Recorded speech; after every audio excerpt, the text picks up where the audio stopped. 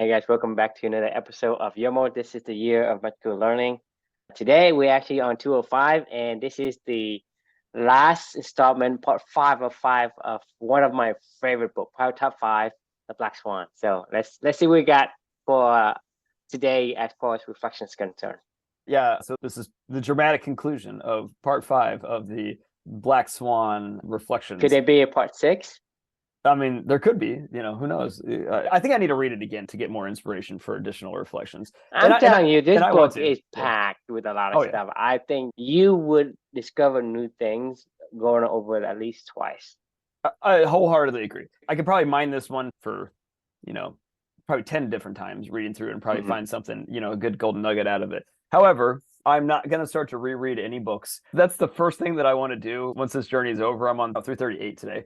And as soon as I hit that 365 number, like I'm going to go back and I'm going to go reread some of my favorite books because it's been a long time since I've reread any books. And I'm like jonesing to get back into like a quick pass through of Thinking Fast and Slow or The Black Swan or Seven Habits or something like that, where I'm like, man, it'd be nice to do like a yearly refresher on some of my favorite books, but for me right now, I'm so focused on finishing this marathon, and getting to that magical number, 365 reflections where I'm like, just stay focused, let's get it done. And then from there, I can go back to having a little bit more fun. Because right now, I think it's all based on perspective. And this is what we called yesterday. It's about purpose, right? And so no one put a gun to your head and say, hey, you have to complete not books, at all. right? You just say, hey, this is the year of magical learning. Every day I'm learning something, regardless whether it come from like 10 of them come from one book or one of them come from one book, or none of them come from a book, right? I agree. The point is, it's about learning. I think the purpose, just like we're saying, with Snow, he loves to teach, but he hates his job. Right. So like for you, like sometimes you're trying to force yourself, say, I read this book. I need to find a reflection. So I was struggling with that this morning. My most recent book was The 5 Dysfunctions of a Team. It was okay, but it was like so outcome driven. And oftentimes they literally were like, we're only focused on the outcomes. That's how we're going to define our effectiveness as a team. Every time I hear these things, I can't, it was an interesting little fable and I learned a lot from it. But it didn't push. But I think if you can learn forward, something that doesn't align with your core values, I mean, so if you learn something that is irrelevant to who you are, right? And so you can't really say, hey, I want to take this and put it in my tool bag. So my kind of the image in my head is like, I'm walking around, I'm exploring, I'm discovering, I'm looking at the palace, I'm enjoying the scene, but I'm going to take in these tools, right, and put my tool belt. It's like, so you don't go to the garden and pick every single flower there is. Pick the one you want. No, right? you're totally right. And put it in your pocket and keep it, fine, and pass on, move along. Learning what you don't want is also learning, right? Like, and learning what doesn't align I think that's also super important to know what it is that you don't want, right? Yes. Because there are thousands, even hundreds of thousands of things that you don't want, and there's only a constrained amount of things that you do want that kind of matches who you are. Yeah. Right. No, and so I think if you hoard everything, like there's no room for what you're supposed to. I mean, we talked about this before too. I kind of vaguely remember, hey, that about the having room for what for what you supposed to be good at. So taking everything into yourself, right? There's not enough room, and then it's going to mask the true core values that it makes you complete, make you like, hey, this is a good life. Yeah, I totally agree. Actually, you're making me want to go rewrite my reflection for today because I really struggled today because I was like, it was one of those hot zone ones, where the change or chance favors a prepared mind, where I was like, it didn't align, like what we're talking about. It didn't align. I was trying to make it align. My brain wasn't in the right spot, and I think somebody just twisted that particular saying, aphorism. It's like, I think fortune favors the prepared mind. I can agree with that, but chance, not really. I just don't see it. I think somebody took the word fortune out and put chance in there and say, hey, I coined a new phrase. Like, right. Fair enough. It makes sense. Ironically, we're going to blow that whole entire idea up with this conversation today, with the last reflection of the Black Swan, which I'll go ahead and I'll make that my segue into going into the reflection, because you're right. Like, that saying doesn't make any sense. And the more that we go back to it, like, it doesn't make any sense at all. Anyway, but point taken, like, don't force things, right? Like, you can also learn what you don't like and you do like. Well, Black Swan, clearly I do like it. So I can't wait to go back and reread it. It's the point. So this particular episode is about Mediocristan versus Extremistan. And this was a big eye-opening concept Nassim Taleb, talked about. This is kind of the fundamental thesis of the Black Swan theory, really, where we think that we live in a place called Mediocristan, meaning it's predictable, it's mathematical, it's something that we can control and we can exert influence on, and that everything can kind of stay in this mean and the averages if we try to manipulate things to keep it in that happy median zone that we feel like we can control. That's mediocrity. That's what we think that we live in. Every single day you go to work and you're worried about certain KPIs and metrics and whatever else, or every day that our government is tweaking our interest rates and whatever, every day that our local government is, I don't know, what do they do? They think they can control, and the economic thing, whatever. Taxes. You get the point. Raise taxes or inflation, whatever it may be. People think that they can go out there and that we can, as a human, manipulate nature and even man-made concepts to try to keep it this predictable Mediocristan.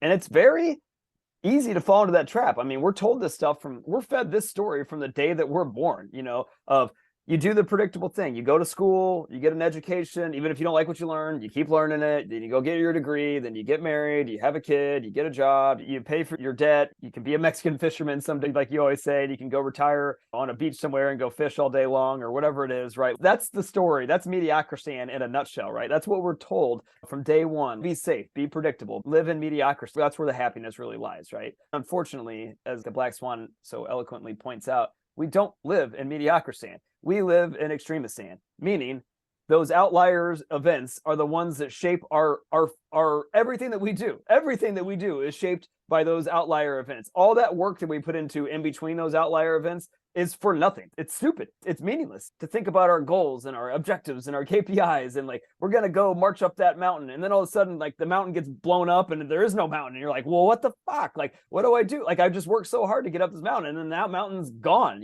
and because that's the world that we actually live in. It's actually Extremistan, event where I learned the hard way, we don't live in Mediocristan. We live in Extremistan. Like, I used to plan 5-10 years ahead, and I used to plan, I used to do a ton of goal setting all the time. I loved making goals, and I loved thinking that I had some predictability of marching towards stuff, and I could say, yeah, this is my 5-year plan. This is my 10-year plan. And I'm like, what the fuck was I thinking? 5-year plan. I'm not going to put a vision board out there and say, this is where I'm going to be in 5 years. Because, like, the truth is, I have no idea. The next Extremistan event may be just around the corner, or it may be 2 decades away, but it's irrelevant. It'll happen. It might be 50 years away for me. It might be, I don't know, but it will happen. And if it hasn't happened to you already in your life, like, it will. It's just a matter of time. We experienced it as a collective on a few key events recently. Like, COVID was an extremist event, right? Like, I mean, it redefined work. It redefined where people live. It redefined values of properties all over. It redistributed values of properties all over the world because people were like, well, I don't want to live in this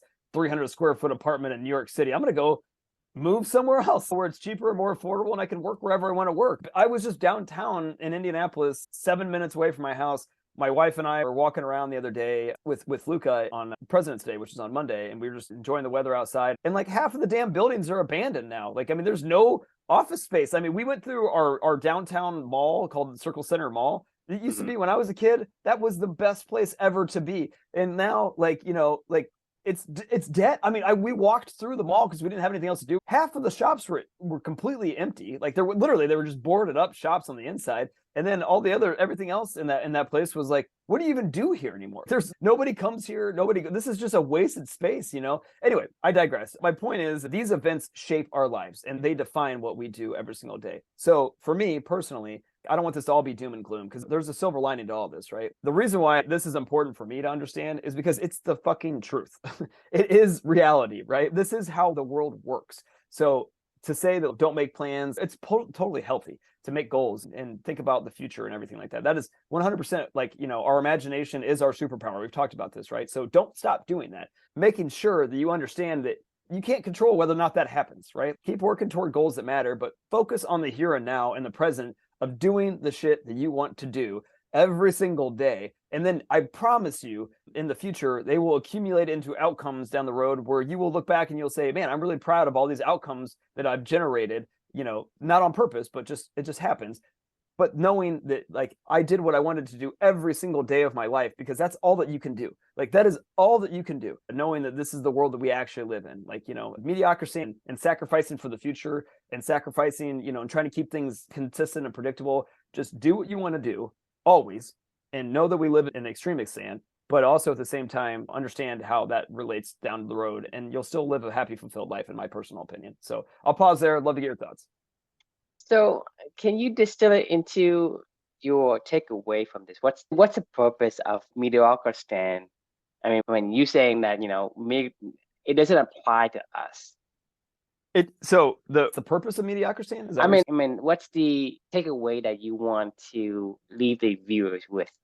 There's two points, and the first one is understand that this is reality, right? Like, this is so when you say this is reality, okay, yeah, like, that is where we live. Understand that is where we live. We don't live in Mediocristan. We thought, or we believe we do, but we don't. Correct. Yes, okay. We do not live in Mediocristan. And then step 2 is prepare by doing the only thing that you can do, which is live your life in the here and now, the way that you want to live your life in the here and now. That's it. That's the lesson of this. For me personally, that's what I took away. We can't discount the fact that we don't have control over this world, over this life, over all the things that are going to happen to us. I don't know that you can debate that one, but I guess I'm open to it because I don't know anything necessarily. Maybe in the future, somebody figures out how to control Mother Nature and can manipulate everything to do whatever they want to. I doubt it, but who knows? Number 2 is knowing that that is the case. How do you make sure that you can live your life the way that you want to live your life in the here and now, which is, for me, like, just focus on your values. Stop making goals. Stop setting stuff for the future. Just do what you want to do every single day, and it'll be okay. Right. Okay. And I think this is I think it's a fundamental concept, and it's a hard one to understand as well. That's why it's, it needs clarification. I think, you are completely right. I completely agree with what you said, because I don't believe we live in Mediocristan. The reason for that is because we have talked about kind environment and wicked environment, right? Right. Kind is very clear. It's structure. It's rules. Yes. Like right. Chess. In a chess game, it's kind. In the game of life, it's not, because anything can happen, right? And when you look into the kind environment or the Mediocristan, the same, I guess, the same terms. Yeah. It's the same thing. There's rules. Right. So you look at it, hey, if I do X, Y, Z, I will get, A, B, C. If I continue to earn $10 a day, after 10 days, would have, $100. You are using the kind environment as a ruler to measure the wicked environment. You are using the wrong measuring device to measure. You measure, because you look at, for example, in life, right? You say, if I make $5 a day, in 10 days, I make $50. But do you know that maybe in the 5th day, I broke my leg? So how do people die, right? People say, oh, I've been healthy, and then over time I become less healthy, and over time I become sick, and I get sicker, and I die. Most people they're healthy, suddenly they get sick, and then they die, right? It's not the gradual rule base that you look at. We look at the wicked environment as the extremistan, which is essentially the environment that we live in, and we cannot take the visions of a kind environment and use it as a measuring device to say, hey, if I make $10 a day, then I should make $100,000, by this. That to me is a fool's errand, because it doesn't happen that way. So take into what you just say, when you plan something, it can only go so far. You plan for the whole year, right? Mm-hmm. Probably go for the next 2 weeks, a month, and then it starts to diverge to complete different things. You get into new information shows up, right? New relationship, old relationship get broken. Things change completely and very fluid. So in a way, we live in that environment. We live in a wicked environment, aka extremistan. So I think having the context of the wicked and kind of environment helps me understand the concept a little bit better, to kind of explain it a little bit more in terms of, hey, we are not in the environment we think we're in. Because for whatever reason, we think everything has to have some kind of reason or pattern, and we try to make patterns out of randomness. Everything. Why do we do that? Like, I mean, it is ingrained into us to like try to find a pattern of why this happened. Like, if a business has success, it's like, oh, well, here's why, and we'll go invent a narrative as to how that happened. And you're like, no. And so you fit the narrative into how or what you want to see.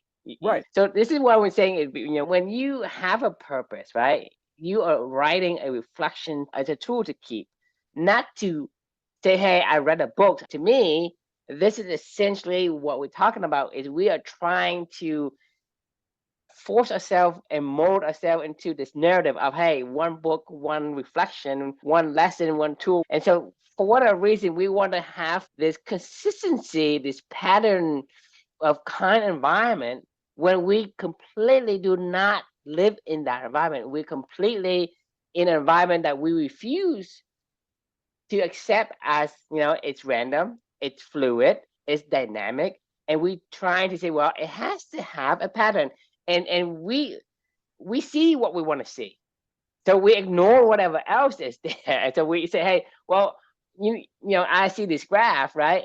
Basically, anything that doesn't belongs inside of the window, I expect, oh, these are noise, these are outliers, and you completely like remove them. And so to me,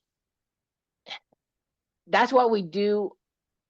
I don't know, with everything, whether that's in what we do every day in businesses or in science and engineering. We have these outliers, and we start to discard the signals, right? And then the signal could be as valid, but you didn't think it was belong in a group. So we for whatever reason tries to, I guess, I don't know why, but we want to be in a kind of environment and to be in a brick environment, which is live, which is so hard and so confusing that we refuse to accept it. And that becomes, we just refuse to believe that every single day that like we are the 1,001 day turkey. Like, I mean, like literally we refuse. Like, I mean, we believe that we are 1,000-day turkey, but we live in 1,001 day turkey. Right. If that makes sense. I mean, it does make sense to me, at least to me, what you're saying. But here's the rub of it all, right? Like, there is something reassuring about knowing, well, I can put in work today. This is what I was trying to get at toward the end of this, right? Knowing that we live in Extremistan, like that could go one of two ways, right? Like, if you acknowledge that we do live in that space, then you go, well, what's the point? Like, what's the point of any of this? Like, what's the point of waking up every single day? What's the point of doing anything, right? Like, and you're like, because it's not gonna work toward anything, and it like blows up the whole narrative of dopamine, right? And the future-driven dopamine actions of driving your imagination. All these things that we've talked about as our superpowers, right? Like, our superpower of imagination as a collective of humanity probably wouldn't exist if we all woke up every single day and said, oh, I live in Extremistan. Like, I'm just imagining my world getting destroyed every single day. Like, I mean, well, it doesn't have to get destroyed. I think if you become objective in what you see, right, then you have a better chance, have a better odds of navigating it. Because with, for example, if I say, well, if I save $1 a day, right, how many days should I save to the point where I can retire at an age, whatever?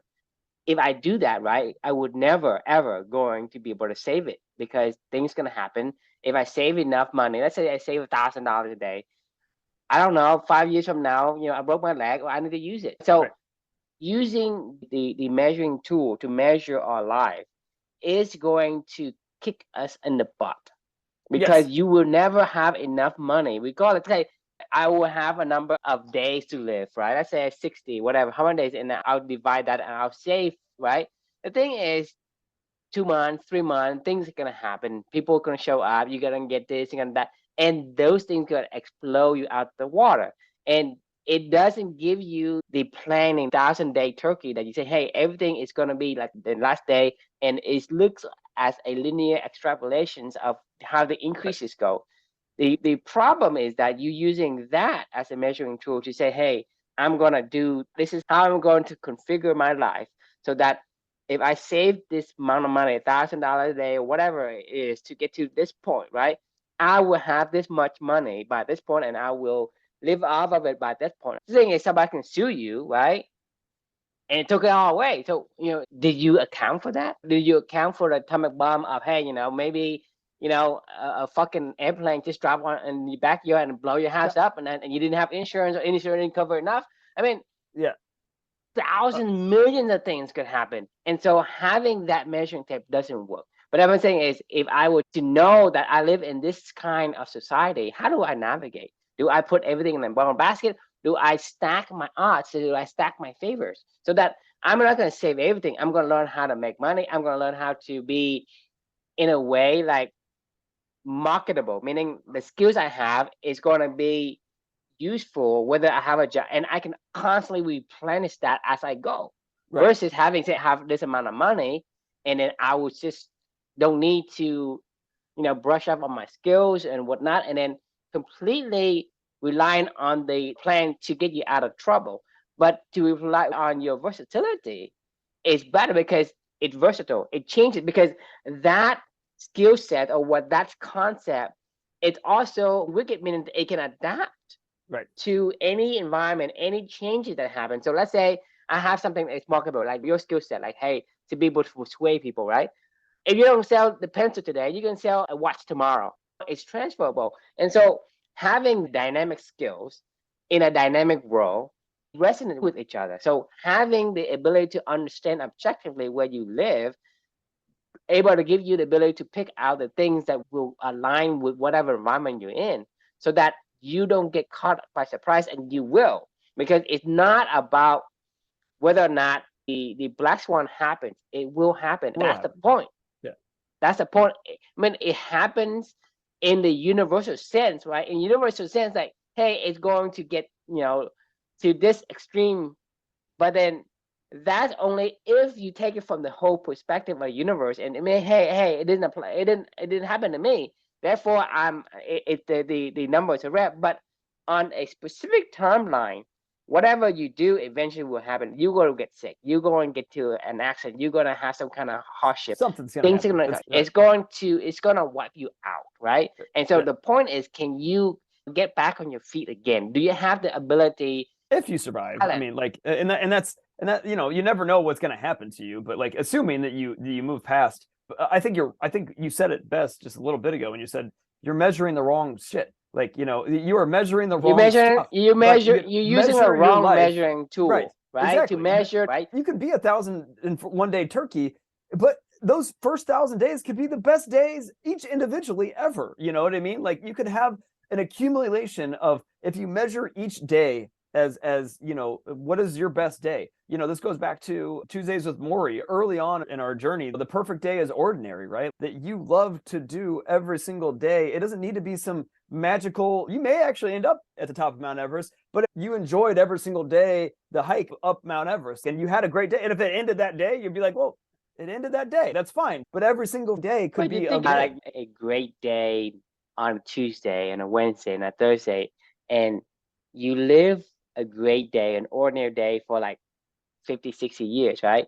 You add up all those positive emotions you have over the 60 years versus one time of, hey, I'm exhilarating on the top of the fucking mountain. Yet you sacrifice all of your years to get one spurt of elation, and that's it. You should start calling that the 999-day turkey, because it's like the first 998 days sucked, but you got one freaking day of good, and then you died the next day. That tennis tournament I won back in the summer of 2020 after Amelia had passed away, and I think I told you that as I was leaving the tennis center that I was playing at, people were shaking my hand or whatever, saying great matches over the past couple of days, getting my little trophy, and I got in the car and I was like, I literally went, what was the point? Like, who cares? Like, nobody cares, like, at all. I loved what I did that day, but I was like, should I tell my wife? Should I text my friends? Should I, like, tell my mom, like, I just won a tournament? I'm like, no one fucking cares. No one cares. Like, and that's okay. I did it for me. I was there having fun for me. I had a blast. If you understand, right, the reality and be objective, you enjoy the tennis match Right. because you understand that's your purpose. Versus hell, I'm going to sweat, I'm going to bust my ass for what the ceremony For that of 5 minutes, for that. you think all the Olympic athletes, right? Whenever they're on the podium to receive the gold medal, it's like 5 minutes after they get their medal, I bet half of them are like, what do I do now? Like, yeah. I mean, like, because not everybody can be a 4-time Olympian or something like that, like Michael But Phelps. that's the thing is if running, if swimming, if whatever that you do is what you enjoy, don't Right. sacrifice and force yourself to become that person, that athlete to receive the medal because Right. you're gonna be disappointed. And this is where you're forcing yourself, you are using the wrong measuring stick to Right. measure your life, and you're going to be disappointed and you're gonna get lost. In mediocrity, you plan and you take incremental steps and you measure it along the way. Like, and you think that you're going towards some goal. Like, that's what you do in mediocrity. And there's some value to that, but once that's over, like, it's over. It's not like once you realize that illusion is gone, it's like that's more devastating than anything. That is the 999-day turkey, where you're like, it hurts almost more, if I had to guess. I've never been an Olympian that won a medal, but I would guess it probably hurts almost as much, like, the day after winning a medal as it did the day that you won the medal. This sucks. I mean, it reminds me of Andre Agassi, like walking around Paris after he won the French Open. He was like, this is it. I'm number one in the world. I just won my first major. And he's like, this is it. Like, I mean, this is what I put all that work in for, and did the shit that I hated every single day so I could tell everybody that I was number one in the world and I won a major. Like, that's more depressing than you could ever possibly imagine, I'm sure, if you did it for the wrong reasons. This is why it's so important to understand you can still achieve great things in this life, but do it understanding that we live in Extremistan, and do it every day for the right reasons. But don't expect any outcome to ever happen. Like, don't ever expect that there's going to be, right, because you are measuring like something completely different using something, a measuring tool that you basically took from some other world to kind of measure it. And the thing is, the odds of you getting it correct are so slim because it's almost impossible. exactly, it's impossible. And the odds of you doing it wrong is going to be like very, very high. And that's the point, is because because to me, the way I see this is how I see it, most of what we have in our world, it is very wicked environment. They're very, very fluid. They're very dynamic. This is what I mean when we say wicked. I mean, somebody coined the term kind environment, wicked, what range, right? Yeah. But I'm saying is there is only a few things that is kind, which is like chess or something that is completely, but everything else, like anything that's dynamic, right, is going to be wicked. So to me, there's 99% wicked to 1% kind. And so you have to understand what you're dealing with. And so you have to be objective and say, okay, this is a wicked environment. So you have to use a measuring tool for that environment versus using the other ones. Because you look at like people who, let's say, like we're talking about like the wicked, like inside of a wealth, like in the wealth split, right? Like 1% of the people own 99, like they own 99% of all the wealth, right? Why did James Clear sell 10 million copies of Atomic Habits in the first 2 years? 10 million copies. Like, I mean, that's insane success for a book. What was different about that book versus the other 300 plus books that we've read? Some of them are subjectively better, per my purview of it. But like, and don't get me wrong, like his book was good, but like, was it like that much better than every book that I've ever like? No, not even close. Like, I mean, it's not even, it makes no sense why that even exists, like why that many people have received that message from James Clear. And I hope to God that James Clear doesn't think that he somehow knows more than other people still, because he's like, oh, well, I mean, I still haven't read that book. I mean, I have it downloaded. I bought it, I downloaded it, and I started it, but I haven't read that book. But I probably would read Black Swan like on the third time before I read that James Clear, to kind of put it out there. Book. I like the Black Swan more, but that, to your point, is that how James Clear sell 10 million copies in the first 2 years is beyond me. right? And so you It's cannot plan the for fat it. head and the long tail. You can say, well, if I do it this way, I'll position that way, I'm gonna get this result. It doesn't work Yep. that way. The thing is, a man cannot step in the same river twice, right? For one, the man is not the same man. Second is the river is not the same river. Whatever you learn from anyone, right? It's not going to work because it's not the same environment. It Even has yourself, changed. like, I mean, all these CEOs that think they can just step right back in and go, well, I've done this before, I'll do it again, you know, like, and you're like, no, you got lucky when you exited with your first time for $1 billion exit or whatever. Like, the chances that you ever do that again and again and again, if I was an investor, I would never invest into somebody that's already done it once, you know, because I'd be like, the chances of you having success again, like you already had, is probably damn near slim and not just as good as anybody that's never done it before. Like, you're so spot on with what you're talking about, and all these things all come back together to me in one really, really important lesson, which is what we've been talking about, is you can't control anything else, but what can you control?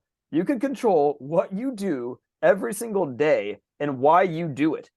That's it. If you do that and that's all that you focus on, I promise you, you're going to have, out of the 1,000 days you have, you know, if you're the turkey, like, you're going to have 1,000 great days. And that's what really matters, right? 1,000 great days in one day of, sadness, or you can have like 1,000 days of sadness, one day of greatness, right? I mean, that's what you are training for. If you are looking at Mediocristan, right? That's what you are doing. You're eating the frogs in one day that you eat the cake. For I'm gonna one eat the day, you can eat a cake cake. for Yeah. 1,000 days, and then I eat the Right. frog the last day. And Right. so, Yeah. I mean, you look from that perspective. Which one do you want? It's a no-brainer. I mean, it's not even a question, right? Like, I'm not going to sacrifice, you know, everything in my life so I can have one day, maybe not even one day, like 5 minutes. I mean, how long is a 100-meter swim for Michael Phelps? Or, you know, like, what is it, like 50 seconds? For 50 seconds, like, you don't even get a day. You get like 50 seconds to have that feeling. And then it's gone. Every day, you and I were just talking about this before. Where do we find the energy to do this stuff at the end of the day? Well, we like to do it. And we get every single day, we get to have fun doing stuff that we like to do. Every single morning, I get to write in the morning, or go take a run with Amelia, or go play tennis, or coach my team, or help them to discover new things themselves, or learn something new myself. Like, every day I get an opportunity to do that stuff, and I love it. Like, today, it's been a while since I've taken a cold shower because it's actually starting to warm up. Because I've been running outside and it's been cold, it's actually starting to warm up a little bit. And today it was pretty warm. I got done with my exercise and I came back in and I was like, oh shit, I haven't taken an actual cold shower in a while, like a really long time. And I literally was, because that was my rule. It's like, as long as it's cold outside, I call that a cold shower, you know, because it is cold. I got back in today and I was like, damn it, I don't want to do this. I sat there staring at the shower, like the little knob that I would turn to the cold, and I was like, I'm not going to do it. No, I'm not doing it. I'm not joking. This happened this morning. For like 4 minutes, I stood there and I was like, oh, I'm not going to do it. No, Chris, do it. I'm not going to do it. No, Chris, just do it. Just get it over. I'm not joking. I argued with myself in there for like 5 minutes. And then finally I just turned it over and I was like it was awful. I mean, I hadn't done it forever. I was like panting. I felt like I was going to pass out for a hot minute. And I ended up 2 minutes later being done with it. I got out of the shower and I was like, oh man, that felt really good. You know, and I was like, all right, okay, I can do this again tomorrow. Oh, it's still eating the frog for me. If you had to do that, it's eating the frog. Because to me, when you're doing something that really aligns with who you are, right, it's there effortless. is I know. it's effortless. Because thing is, like I say, Snow loves to teach, but he hates his job because it's how he did it. It's how, like, so the thing is, you may love cold shower, but it's how you did it. It's like eating a frog and a cake. No, a frog cake. It's a frog It's a frog cake. cake. But the thing is, you have to understand. I mean, if you look at what we telling, what we're saying today, right? You're supposed to be eating the cake and eating that frog. You're supposed to enjoy your 1,000 day, and then maybe that one day something happens to you. That's fine, but you enjoy the bulk of your life, right? To do the things that matters to you, right? But you look at what society tells you. Society tells you the opposite. Society tells you to eat the frog, right? And not eat the cake, because get the challenging things out of the way. But the challenging is, it doesn't matter to you, right? It and doesn't at all. Like, I mean, if I never took a cold shower again for the rest of my life, no one would be disappointed in you. You know what I mean? Like, nobody gives a shit. Like, I do it because challenging myself is one of my core values, and it's fun. It was fun for me to push myself to go do that. That's why I say, like, I didn't want to do it, but it was fun. And for me to do it, because that little extra challenge for myself was enjoyable for me. No one else knows it.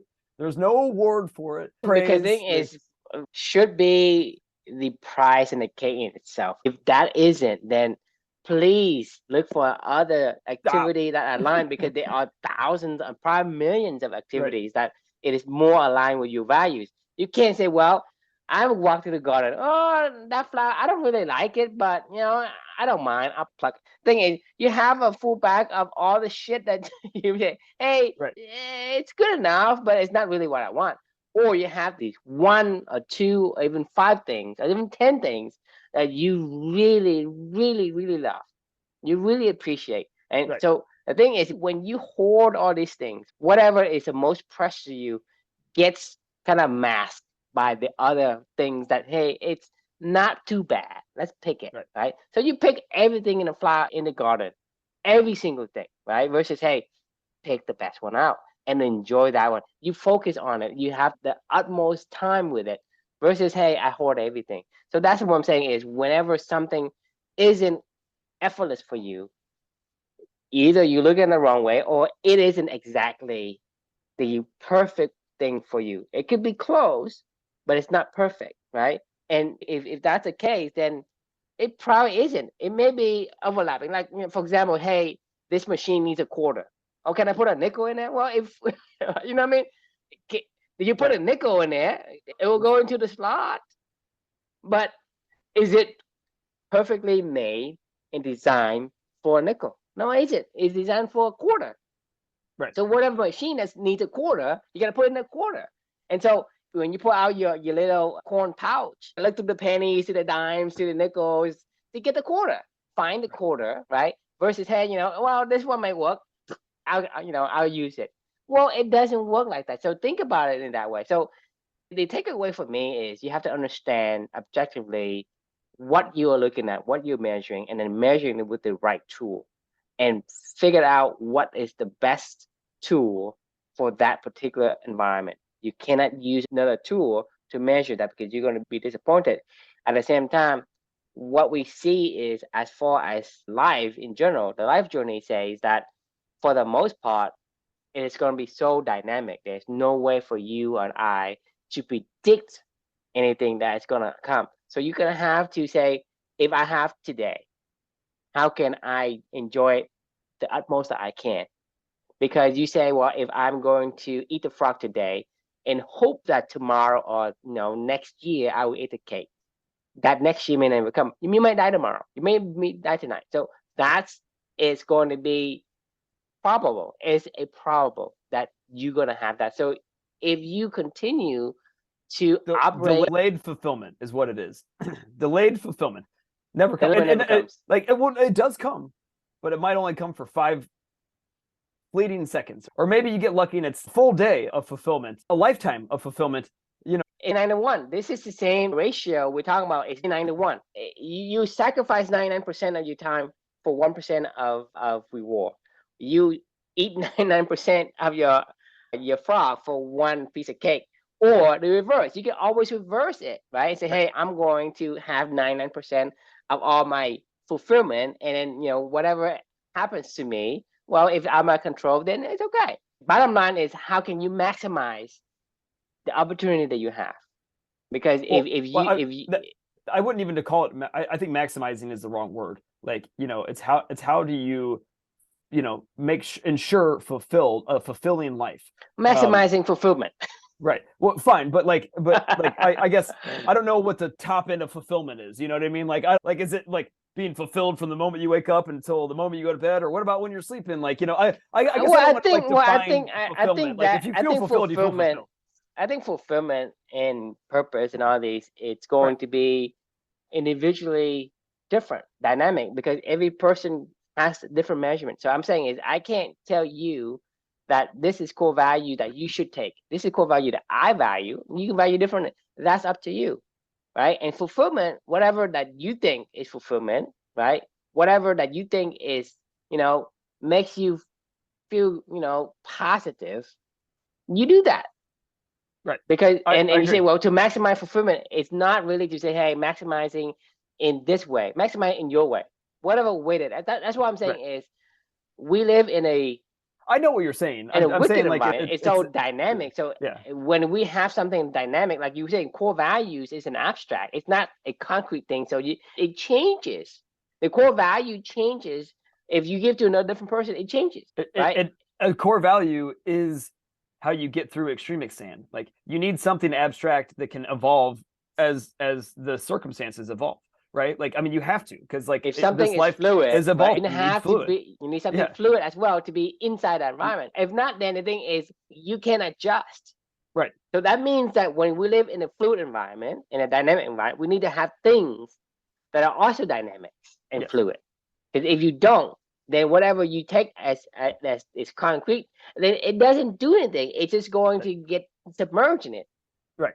It will be taken away from you. If you want something concrete in this physical world, you may get lucky and have it for 50 years. You may have it for 30 years. You may only have it for 1 year. You may have it for 20 days. You may have it for 30 seconds. The point is, if you anchor your fulfillment on something concrete, it will be taken from you. It's not concrete if you in reality in the fluid world, it's not concrete because it dissolves.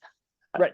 It dissolves because whatever it is, hey, I have this goal of winning gold medal to have each day is gone. Euphoria.